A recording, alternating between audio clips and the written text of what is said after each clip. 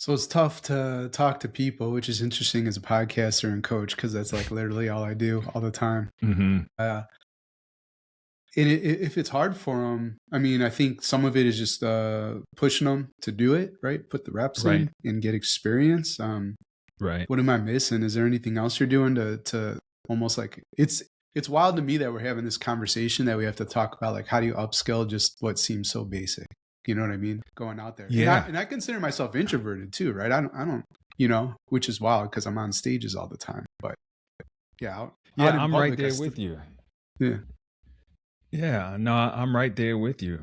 What I think what's fascinating is there is so much this generation. And you imagine somebody who's 20 years old, right? Mhm. They've grown up and you've been able to accomplish so much virtually, right? Like you can meet people. I have students that have like 10, 20,000 followers on TikTok or Instagram, right? And so Mhm. they have seen success in a world where they haven't had to have real connections Mhm. outside of school or if they play a sport. And so their whole world, kind of like ours, has been dictated by virtual success. And so now when I say, that's great, but in order for you to take it to another level and actually grow a business, you have to sit across from somebody and share your dream. Right. And so it's similar to a skill where we say, hey, you got to go get a job. So I need you to sit across the table, share your vision, share why you are the best person for this company.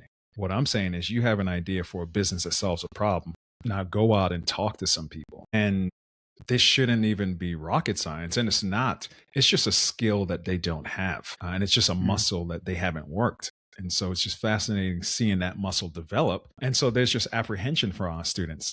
And the apprehension is, I'm 20 years old and I've never really done this. I've never really interacted with an adult outside of, say, maybe I talked to the admissions counselor before I came to Paul Quinn, but I've had success for 2 decades without interacting with adults. And so I just have to figure this out. And Mhm. so it really is just the simple stuff that we're working on. We have guardrails and, there's a whole curriculum around entrepreneurship, but what I'm finding surprising is how important the soft skills are.